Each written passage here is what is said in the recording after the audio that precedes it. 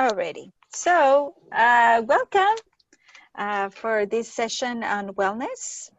And with us, we have Daniel Muñiz and Luz Villagomez from Inwood Community Services. So, this is just an effort for us to just help families understand different techniques to help us relax and deal with the many pressures that we face and so many uncertainties and unknowns. And so, Mr.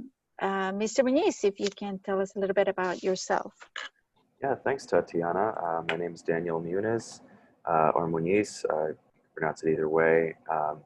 I'm a social worker at Inwood Community Services, which, Tasha, do you know where that is? It's on the corner of the intersection of Broadway and Academy, near there where the library is. Yeah, I assume you're in Inwood neighborhood. No. Oh, you're not? No. What I'm neighborhood are you? Bronx. Oh, Bronx. Okay. Yeah. I shouldn't assume Inwood because we're near the Bronx as well. Yeah, I used to work up near there in the Bronx as well. So I've been with Inwood Community Services for about 5 years. A little bit about Inwood Community Services. We've been in operation for 40 years, providing services to the community. And my department, the Child and Family Prevention and Wellness Program, has been in place for only about 6 years, so we're relatively new. And our mission is to just increase the mental health of the community, or decrease the chance of mental health or substance use problems developing among people in the community, especially young people. So we have, to that end, we have parenting classes, we have groups for teens, we have groups with the entire family, and we also have one-on-one counseling that I do and that a colleague does. And we work closely with our partners in schools, such as Tatiana, who's been wonderful in facilitating our ability to provide workshops like this. So Tasha. Yes.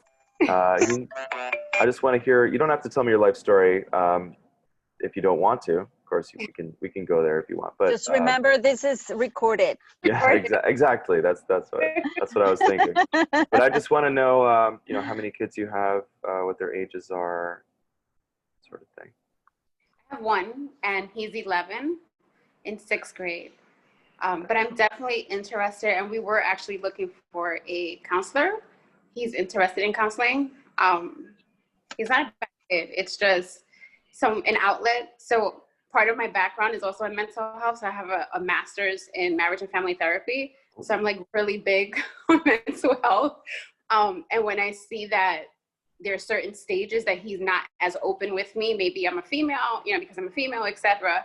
So I was asking him if he would like, and he said yes. But he also said he would prefer, like, if I was with him with a counselor. So, there's a lot in all of that. So. Has he said anything to make you suspect that it has to do with you being a female? He tells his dad everything. Okay. All right. Yeah. So yeah, absolutely. A lot of kids are less willing to talk to one or both parents for various reasons, and one of them is developmental. As kids go into adolescence and get towards being teenagers, they tend to, not always, but they usually will, start to want more independence and maybe might start to confide less in the parent. Of course, one of the things we talk about in our parenting classes is trying to, maximize our influence and maximize the strength of the bond and how much a child will confide in us. But sometimes it's not, these things are not entirely in our control, as you know. So, hi, I think we're welcoming someone, Marcia or Marcia, if you could help me with the pronunciation. And Pedro. All right. Marcia. Oh, and there's Jeannie. Yay. Okay. See, we're welcoming some more people. So those are just joining us. My name is Daniel Muniz. I'm a social worker from Inwood Community Services. And if those who just joined us could just briefly say your name and how many kids you have and ages of your kids. Hi, I'm Marcia, and I have 2 kids. Hi, Marcia. Welcome. Thank you. And I want to remind everyone you can use the chat box as well. Of course, you're encouraged to use the microphone, but chat box is perfectly good. We have 2 staff members here helping out. Luz Villagomez and George Flores was around here. Yeah, he's still here. Yeah. So I just saw Luz give a little wave, I think, and so they're going to be manning the chat box and just doing whatever needs to be done around there. So let's get started with the actual content, or else I'll be introducing myself every time someone new comes on. Okay, so I'm going to share my screen.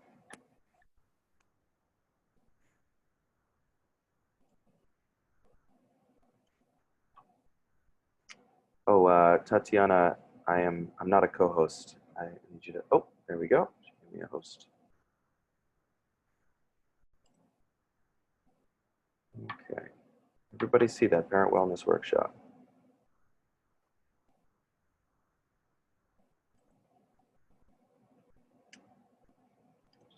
Does everyone see parent wellness workshop? Yes. Good? Okay, I'm seeing a thumbs up. We're good. Okay. And you can see the subtitle, Stress, Anxiety, Depression, Back to School Issues During the Pandemic. So this is going to be about you and your kids, how everyone is dealing with the pandemic. And you know, we're going to talk about what these sorts of issues look like in adults first, because like they say, when you get on an airplane, you got to put on your own mask before you can put on someone else's, even if it's your kids. As difficult as that can kind of be to wrap our heads around sometimes. So we're going to go over parent stuff first, and then we're going to move on to, you know, because these things can look a little different in parents and kids, mental health issues in general. So, and there's also back to school specific issues and issues specific to age. So we're going to get into more of those in the second half. And then at the end, we're going to have plenty of resources, as far as mental health, crisis services, different types of counseling services and resources. And I'll also have my contact at the end, and you're encouraged to reach out to me if you are interested in any types of services for yourselves or your families. Okay. So not everybody has to chime in. Of course, I can't force you to chime in, but I always do appreciate participation. And not everybody is going to get to participate every time I ask a question, because even with a few people, that would really take a long time. So 1 or 2 people, I'm going to try to get input from. So in this case, I just want to hear from a few of you. I want to hear, you know, from 3 or 4 folks. State your first name when you come on to help me out with it again. And if you could name one thing that's changed in you or your family's life since the pandemic. It could be a big thing, it could be a small thing.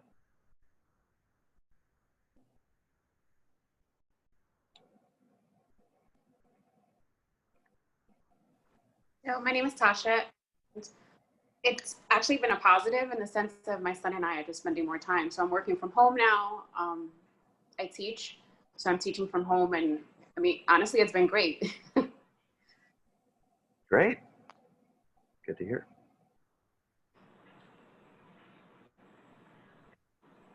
Somebody else want to get just a overall sense of how you guys have been doing.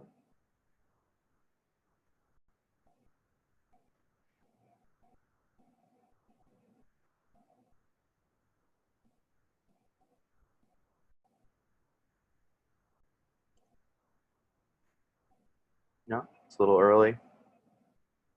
Okay.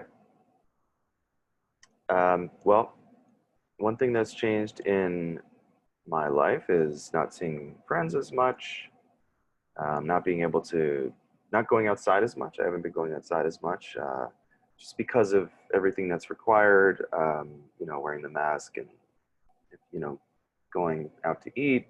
You gotta, you know, I still haven't gone out to eat since the beginning of the pandemic because I'm, you know, being cautious about social distancing, even if it's in the outside areas, you know, I figure you're close to people. So anyway, that's kind of how my life is, one way my life has been affected. Obviously, working from home, I imagine that work has changed um, for most, if not all of you. So if you were working outside the home before. So that's been a big change as well, just being in the house more. And like Tasha pointed out, you know, it's okay for there to be positives as well. I've heard from a lot of parents that um, this has been an opportunity to really spend a lot of time with their kids, and you know that is great. That is a wonderful opportunity, and that's gonna stick with them for forever, really. For they'll your kids will always remember, if they're, you know, over a certain age, of course, they'll always remember the, hopefully just one summer of quarantine, but you know, prepared for whatever comes, right? So just to touch on grief and loss a little bit, um, you know, obviously grief is common whenever there's loss. Grief is normal to feel. So grief can happen from losing loved ones, or it can also be from things like losing the way things used to be, um, or just changes, uh, missing certain things you were able to do. So that's okay. You know, if you find that you're feeling grief about something, don't say, oh, well, so, you know, a lot of people say so and so has it worse. You know, maybe, but, you know, it's still legitimate. It's still valid that you would feel, you know, sad over loss of anything in your life. So, and it's also valid to feel like some positives, that there are some good things that you enjoy about this time. So what do you miss? I hear from a couple of you. It's one thing you miss, big or small.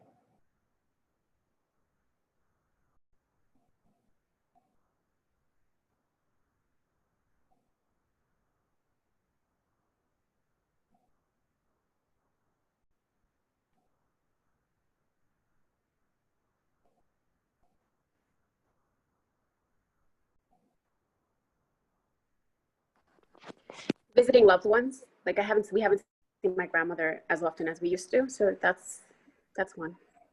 Yeah, thank you.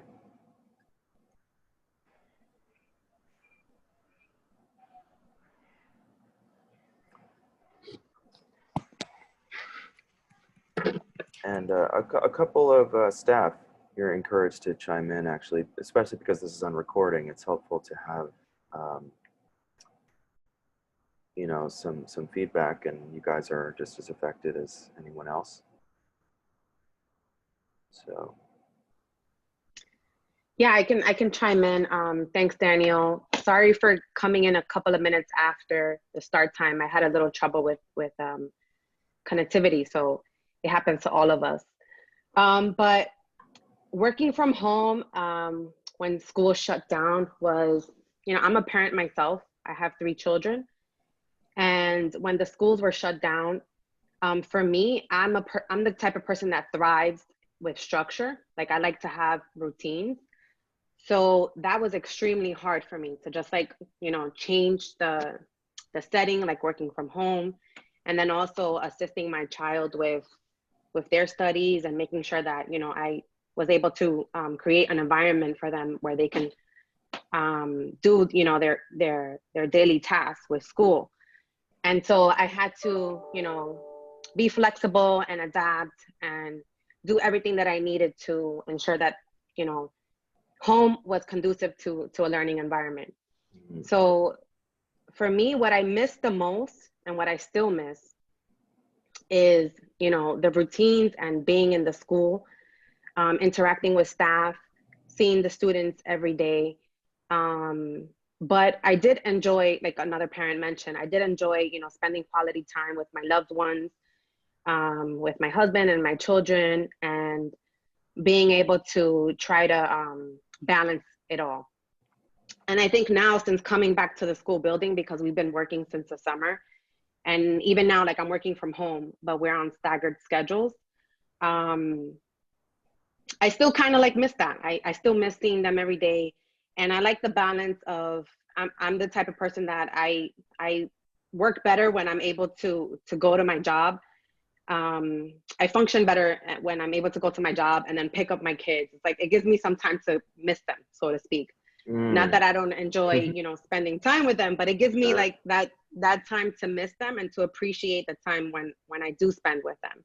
Yeah. So as a staff member, I think it's important to reflect on those things, because it gives me empathy and compassion for, you know, what everyday parents are facing. And so we understand what you're going through, and we're here to support you in any way that we can. And I'm sure Tatiana, you know, can relate.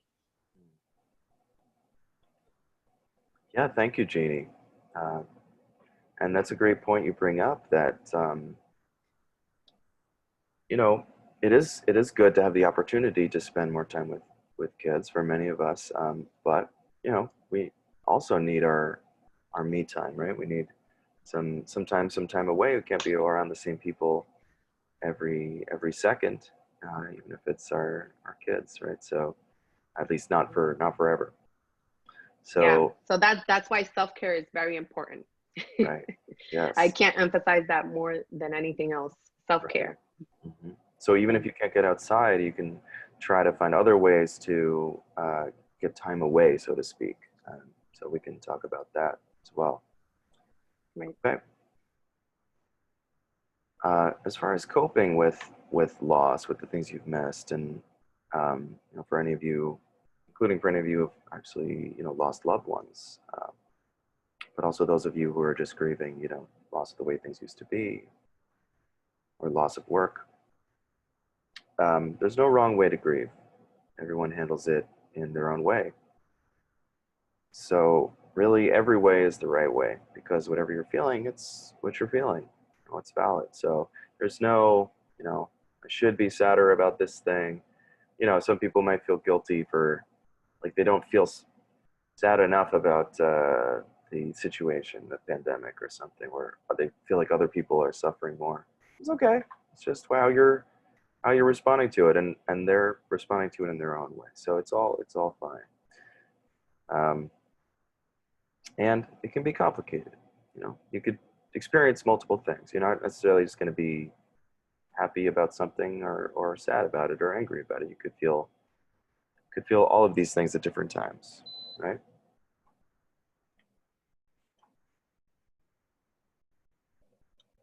So, like I said in the subtitle at the beginning, obviously mental health issues manifest in a lot of different ways, but we're going to focus on some of the common ways, specifically, you know, stress, anxiety, and depression. So, being a parent is already often stressful, and now with these added constraints that we have, with these changes, this might create additional stress for some. So, I'm going to ask you now, please share, any of you who are willing, how do you know, like, how does stress show up in you? What does stress look like in you? How do you know you're stressed?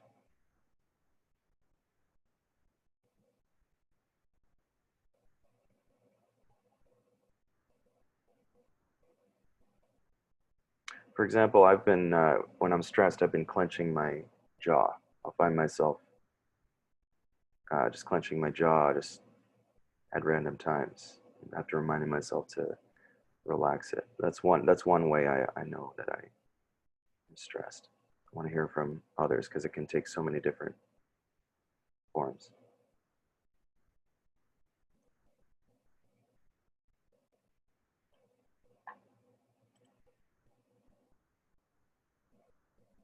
Haven't heard from Pedro or Ramona yet.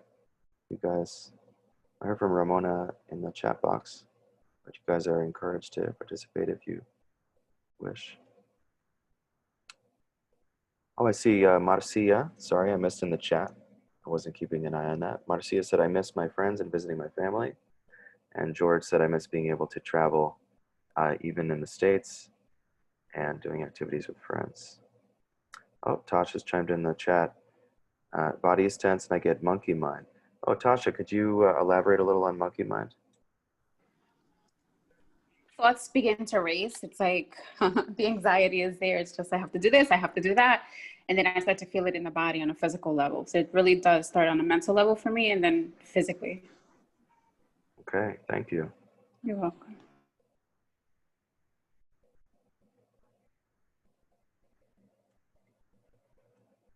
Yeah, so that'll often happen, you know. For some people, they'll be more aware of physical signs first, like I mentioned, clenching my jaw. And for others, it'll be mental, like Tasha noted. So we're going to get a little more into those symptoms of stress in a bit, but just as an overview, just like grief, stress and anxiety are natural. They occur naturally. They're part of our brains, right? We have the ability to be stressed, to be anxious, and they actually serve useful purposes, don't they? You know, if you think about us in the you know, early humans surviving in the wild, needing to you know, hide or run from predators, needing to ensure survival every day, working to ensure survival. You know, being stressed gives that shot of adrenaline, right? And it can help us, you know, run from the tiger or make sure we have the strength to, you know, find food when we're extremely hungry and can barely walk anymore. So, you know, in extreme situations, stress really helps us out, right? But the problem is, and even in ordinary situations, right? Like sometimes a little bit of urgency, sense of urgency, which can feel like stress or anxiety, can help us get things done at work or get errands done if we have a lot to do. Might not feel good, but it can be effective. But the problem comes when it is not serving us, which is often when it lingers for too long. So oftentimes, stress overstays its welcome, we'll say.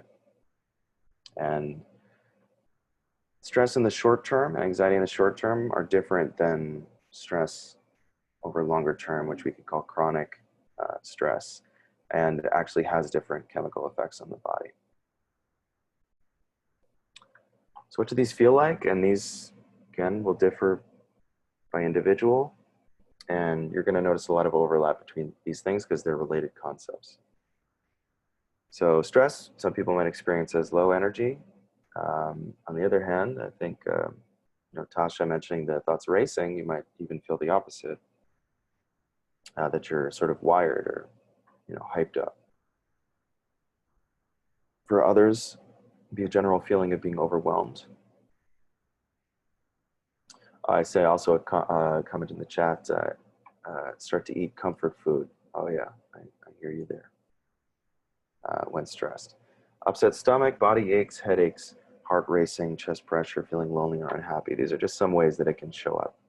And you might have other things. And if you do have other ways it shows up in you, please let me know in the chat box.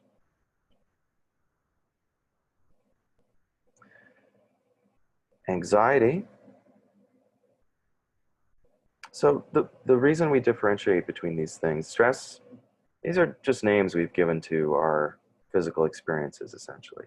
Stress is, you know, a term that's used casually. It's been used for, I don't know how long, as long as the, you know, in all of recorded history. I'm not sure. It's been used for a very long time, and it refers to physical stress and mental stress, okay? And so stress is not a clinical term. It's not a term that, you know, You're not diagnosed with stress. Although you can have acute stress disorder. Anxiety is, again, a related concept. And stress is sort of is part of anxiety. But this actually can be a diagnosis, like different anxiety disorders, and there are symptoms, list of symptoms, like other illnesses. So anxiety could have sort of a sense of doom, a feeling of doom. You could have unwanted or racing thoughts, upset stomach, body aches, shallow breathing, heart racing, sweating, trembling. On the other hand, depression, that can look very different. It can have the same cause for some people, but look very different. So you might no longer enjoy or look forward to things you usually enjoy, might have low energy, feel sad or tearful most days, and down the list. Difficulty thinking. You might find yourself eating more, like Tasha pointed out, or eating less. You might find yourself sleeping much more, sleeping less, or your hours of sleep might change, which can actually, compound the problem. If you sleep less, don't function as well on less sleep. And thoughts related to death, thoughts of dying or wanting to die, that you'd prefer being dead, thoughts of actually killing yourself, or just frequent thoughts of death could be a symptom of depression as well.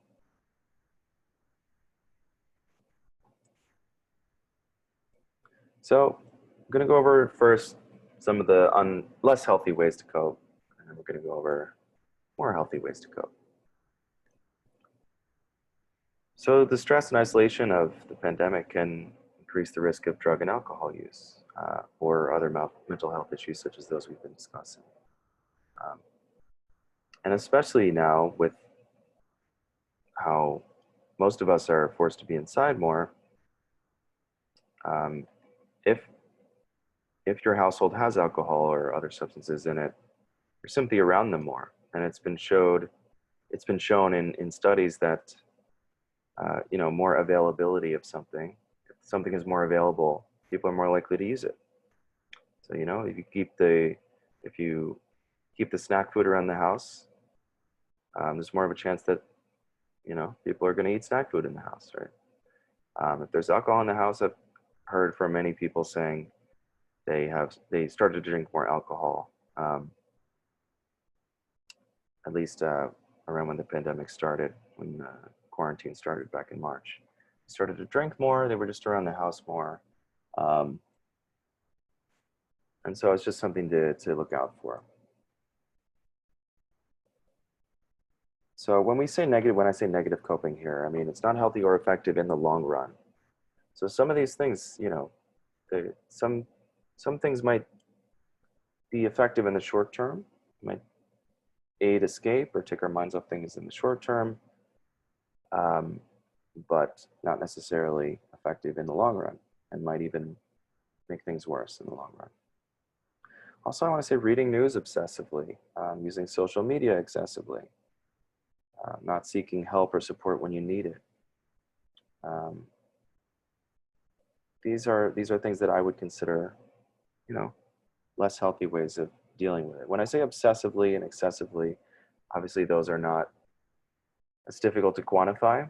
Really, that's up to you to check in with yourself and be aware of, okay, I need to take a break from social media right now. And that comes with looking out for those signs of stress and getting to know what those signs of stress are in you. So you can know if you're getting a little stressed, think about what's making you stressed and whether you could step away from that. So for some people, reading the news, it's like, oh, there could be an element of the anxiety could be, I have to know everything, I have to be prepared for any possibility. But there's probably always more to learn, right? So at a certain point, reading the news more might just be stressing you out. Something to keep in mind. On the other hand, healthy coping. really listening to your body and respecting your feelings. So what does that look like? You know, that could just simply be just taking a minute just to sit and sort of just step back and say, you know, whatever I have to do can wait a few minutes. I'm just going to take a few minutes to myself right now. You know, what am I feeling? And not trying to fight your feelings, just, you know, trying to just ride the waves, accept them, be aware of them, and if you can, you know, cope with them. Such as having me time, like we talked about, we were mentioning. So, you know, what works for you, guys? I want to hear now from a few of you. What do you do for self-care? What do you find de-stresses you, recharges you?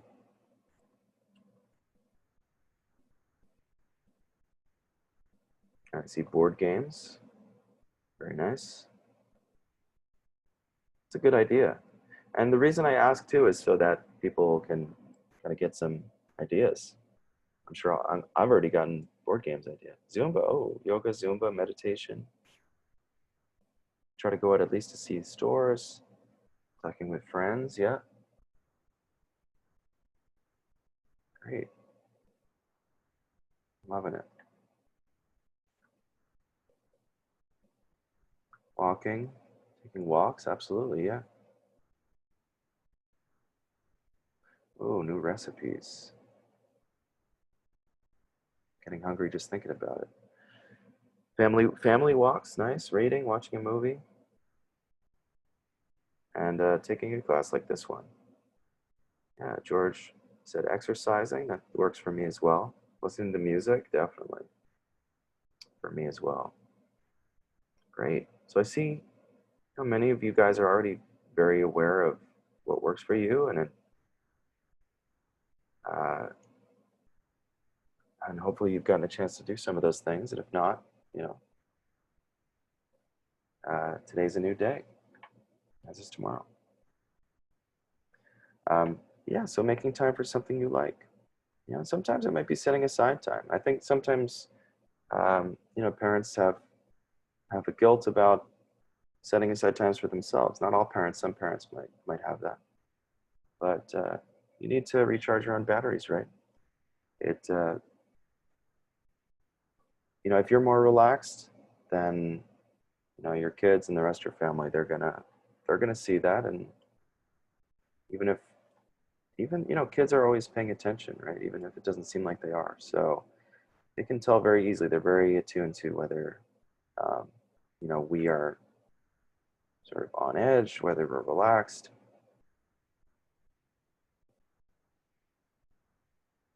So it's also, and we're also modeling. You know, the way you deal with stress is the way that your kid will learn to deal with stress by watching you, right? So I don't know about you, but, you know, I could think of there's certain times when I'm stressed and I'm dealing with it in an unhealthy way, and I think, oh, that's how my dad dealt with it. Now that I think about it, you know, so didn't even realize it. I just learned to deal with it that way, and that's what ended up happening. I'm wondering if some of you can relate to that, like, maybe you have some ways in common with how your parents used to deal with stress. So that's just to say that, you know, we learn from, you know, what our parents do. So your kids are learning from how they see you handling crisis situations, handling stress. So it's your chance to be a positive role model for them, you know, in terms of self-care, healthy ways to deal with stress, and taking care of yourself. It's a great opportunity for that. And reaching out for support. So important. And, you know, you don't have to be at the end of your rope to reach out for support. You know, it's, my department is the prevention and wellness program. So when we say prevention, we mean preventing problems from getting worse, right? So we're big advocates. It's for, you know, coming in as soon as you feel like you could use somebody to talk to. There's no reason to wait. Well, you know, I have it rough, but it could be worse, or so-and-so has it rougher. If you feel like it would help to talk to somebody, you know, why not? And you could always stop later if you feel like it's not for you, or if you don't need it anymore, which would be a good thing. Okay. Trying to keep the colors bright to wake everybody and myself up this morning. So now we're going to talk about how these things look in children. So we talked about how they look in adults, and in many ways it can look the same in children, but there's many ways it can look differently as well. So for example, kids are not always into talking about their feelings, right? Not always verbal, so to speak, not always into talking it out. And you might notice more that their behavior changes. So it's just a different way of communicating. You know, kids communicate more with behavior in general. And, you know, compared to adults who communicate with both, but tend to use words more. So it's just, it's good to keep that in mind, because your child's behavior is their communication. You know, so sometimes if you can look out for changes in behavior, and you can see that they are communicating something, and it's not to say that they're deliberately doing so. They could be unaware of it, but you know, there's some things we could be on the lookout for. So acting out is different between ages and individuals. So how do you guys know when your kids are stressed and anxious? What does stress and anxiety look like in your kids?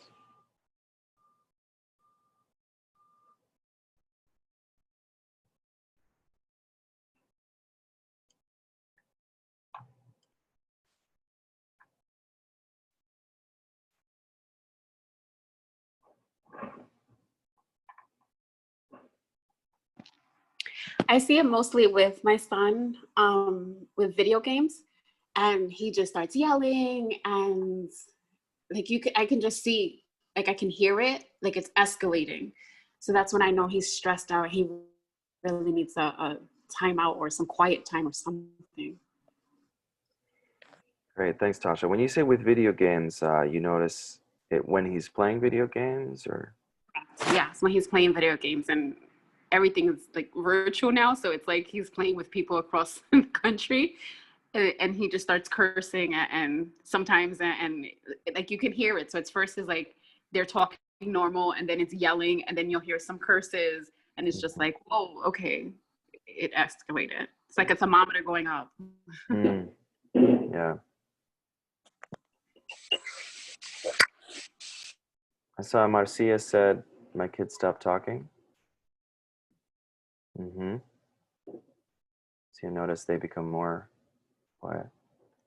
Tatiana said, my kid goes OCD. Can you explain what you mean by that, Tatiana? Yeah, so it bothers him, everything. Like if you move something and you don't put it back where it belongs, he just freaks out. Like, and he shares the room with my other son. So he would complain, like, why didn't, you know, he put, you know, things in order. He has to be precise, and, you know, how things ought to be, and what time we have to feed the cat exactly. And, you know, so he goes like, we have to follow the routine. Okay. Yeah, thank you. Yeah, so already you can see from just a few of you who have shared that it can show up so differently, you know. So in one child, it's yelling and becoming more agitated playing video games. Someone else, it's being rigid with routines, and other kids might shut down. So, you know, obviously you guys know your kids, so any change in behavior is you know, something to pay attention to, any sudden and lasting change in behavior. So this is going to range. I'm going to try to cover younger kids and you know, older kids as well. So you know, bedwetting, especially for younger kids, but I've heard about it in, you know, teens as well. Sleeping much more or much less, eating much more or much less, just seeming like less joyful, you know, less zest for life, less interest in playing, more irritable, angry, or aggressive, more tired. You notice they're more tired than usual. They just look more tired. You know, they are complaining of more headaches and stomach aches. Maybe they're more clingy with you. They seem more insecure, asking for more reassurance. So these things, in addition to what you guys shared, I'm sure can look many other ways as well. So that was sort of more the stress and anxiety. You know, depression, the more down feelings. You could notice they're spending much more time alone. For example, maybe in their rooms, sleeping much more and much less again, eating much more and much less, again, less joy, but they might be, you know, often tearful or crying, less interest in things they typically enjoy, often appear sad, or maybe appearing like they don't have much emotion, and maybe looking kind of numb, maybe speaking slowly or in a monotone, and sort of blinking slowly. That's actually a symptom of depression in some people, that, you know, like just the movements are slower, the speech is slower, talking is slower. Also, you know, how many times do kids complain about being bored, right? So like that, boredom is normal. Boredom is going to happen with kids, especially perhaps, you know, during times when their activities are limited, like these times. But sometimes boredom can mask other issues that are going on. It can mask depression. It can even mask anxiety. You know, sometimes when kids say, I'm bored, you know, they're actually, you know, feeling sort of edgy or something. Maybe they don't feel like doing anything, you know. There's always something to do. So maybe, you know, the reason they don't feel like doing anything is there's something else going on. It's not necessarily to say that every time your kid is bored, you need to, you know, go into, you know, red alert or something. It's just, these are all things to just keep an eye out for. It's just changes in behavior. And since kids are not, you know, as attuned to their emotions as hopefully we are, you know, sometimes we'll need to sort of translate for them what might be going on, or try to be detectives about what might be going on, because they're usually not just going to say, you know, yes, mother and father, I'm feeling anxious because, you know, of this or that.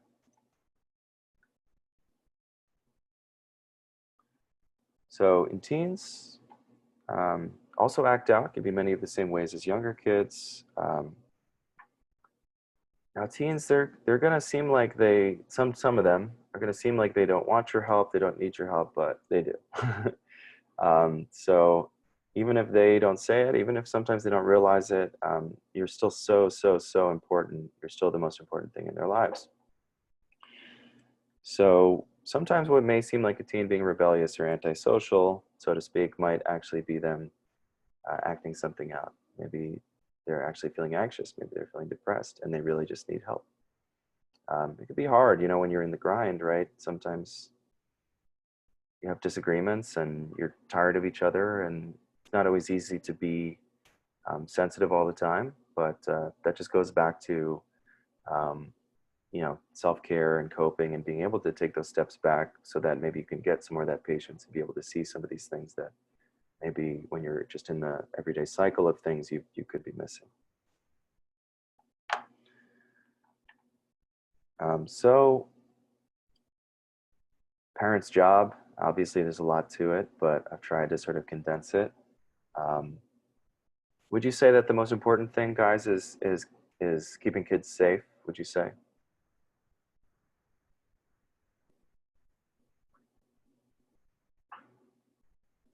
Safety is number one.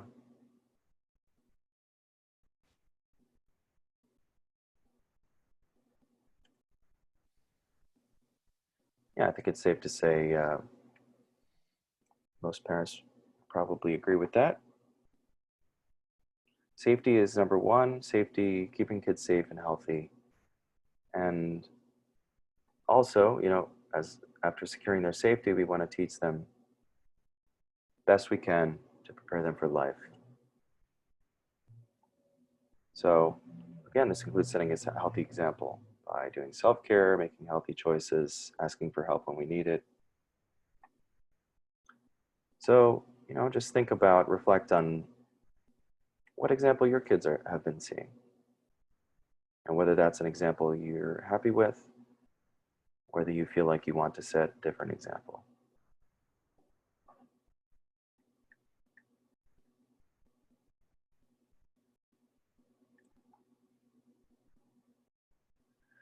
I want to hear from a few of you.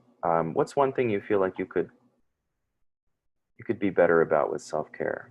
Because it sounds like some of you really are, you know, have great ideas for self-care and really are attuned to, you know, your stress levels. But you know, there's usually some way we could do even better. So, anyone who wants to share? What's one thing that you want to improve upon in terms of taking care of yourself?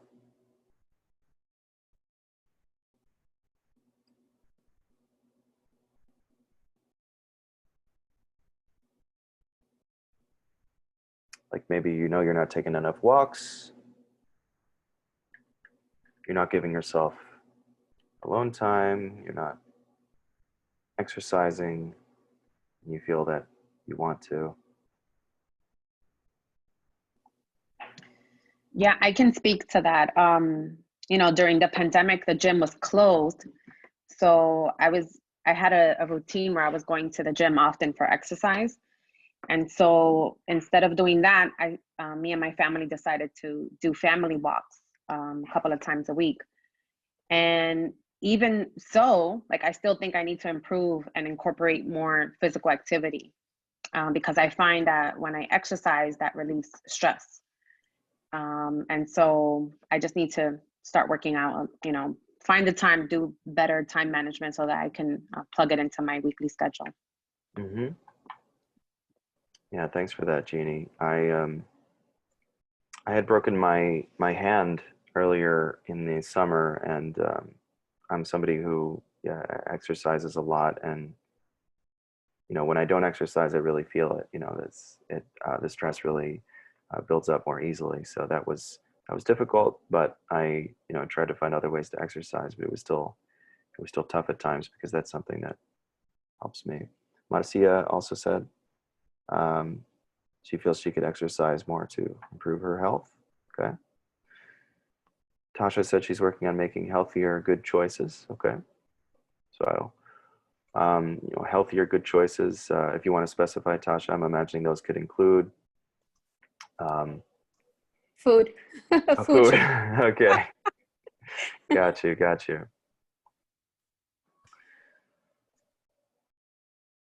Yeah, and why do you think why do you think that affects your mood? Food. Yeah. Like making healthy, you know, eating more healthy. Why do you think that would be a positive? How does that help you feel better? Because there's a correlation between food you know, it can heal somebody, and it also can be very harmful to a person. Scientifically, they've proven that, and it affects us in totality, like how we behave, how we react to people. You know, many times we think that it's external, but it's more like what we're putting into our bodies as well has an effect on us. And so when I'm eating McDonald's or fast foods, not only am I gaining weight, but I realize that I also am less tolerant, more irritable, etc. Digestive system also is different versus if I'm eating cleaner, I'm calmer. You know, there's just so much more with it. I'm more I don't know, I can feel the difference. I don't feel high. Like if I'm eating like Oreos or Domino's, I feel high. And I don't do drugs, just to let you know, like I don't drink, no wine, no champagne. I don't do any of that. But it's interesting how food is my drug of addiction. I'll say it that way. Yeah, no, thanks for that. Yeah, and it goes back to being really, it sounds like you're very self-aware of how these things affect you, which again, that's only to the good, to be, you know, sort of aware of your body, how your body feels with different, with these little different choices that you can make every day. And you can see it in the children. Like I can see it in my son when we're eating good. I can see his behavior is also different than when we're eating junk food. Yeah, and think about how difficult that is for us to be aware of at times. You know, I remember as a kid, I don't think I had any clue, you know, how food was affecting, you know, my mood or my behavior. It's just like, oh, yeah, it either tastes good to me or it doesn't, you know. It wasn't like, but it still matters, as you say, you know, just because they're not aware of it doesn't mean it's not real. So great. I want to point to something near the bottom of the slide, paying attention to words, tone, and body language. So as I mentioned before, just keeping in mind, as I'm sure, you know, you all already know, but just keeping in mind that words aren't the only type of communication, you know, especially for kids. It's going to be tone, body language. Obviously, if you ask a kid how they're doing and they say, oh, I'm good, I'm good, yeah. And versus if they say good, you know, obviously you're going to, you know, there's no reason to ignore that. So they are communicating something with the tone, maybe not the words, but with the tone. And body language as well. So helping kids through tough times, just a few tips. So keeping communication open. So even if they don't approach you, let them know if you're there, if they ever want to approach you. You know, just make it known that you are a resource for them, that you're, just keep the door open for them. But at the same time, you know, if they say they're okay, you know, don't overdo it and sort of hover. Oops.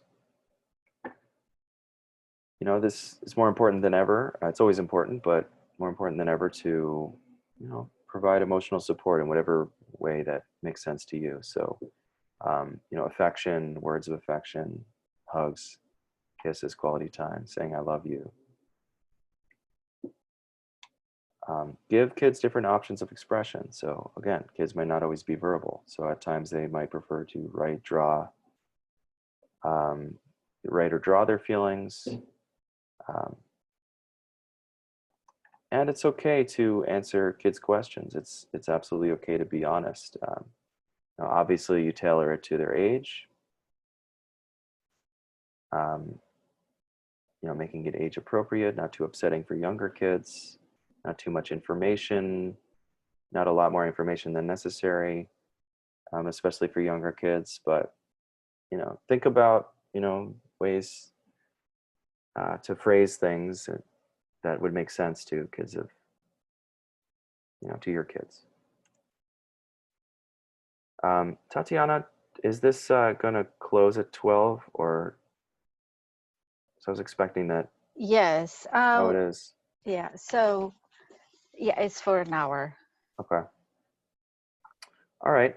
So I'll sort of breeze through this last bit. So in kids and teens, stress isolation could increase the risk of drug and alcohol use, just as in adults. And teens, especially, the teen brain is more predisposed to risks and thrills. They might get bored more easily and more likely to seek escape, which could lead to excessive video games, excessive social media, or using drugs, which can provide the sort of thrill that they seek. It could also look like shutting down and not communicating anymore. On the other hand, positive coping would be like listening to their body, respecting their own feelings, reaching out for support, quality time with you, healthy hobbies, which you can encourage them to undertake. And if you want to type in the chat real quick, what works for your kids as I move on. Tatiana, do you think we can have a secondary? Because sorry, I didn't ask towards the beginning because Maria said told me to go you know, Yeah, so at 12:10 starts the one in Spanish. So we Right. have, yeah, so we're going back to back. So we are going back to back. yeah. Okay, because there is. But if parents have any questions or anything, they can always email me their questions, Mhm. and then I can pass them along and for follow-up. Absolutely. Yeah, and so just for the purpose of the recording, I'll just sort of go through these last slides while we have the time. And I want to make sure that, more routines, talking to kids about their anxieties, thinking about what helps them. Social justice, we can apply some of the same things of being honest, as is age appropriate. So here's my contact. So if you want to email me or give me a call, you're encouraged to do so for yourself and for your kids. All right, so thanks everybody for attending. I hope this was helpful. I wish we had more time to go over some of this stuff, but again, I'm here for you, and as is Tatiana, as is Inwood Community Services. So Yes, and I can send out some of these slides with the information that we missed. mhm, So sounds great. I can do that. All right. Well, thank you, Mr. Muñiz. And for families who want to continue this at 12:10 in Spanish. Thank you. Good Thank one, you. everybody. Bye. Thanks for participating.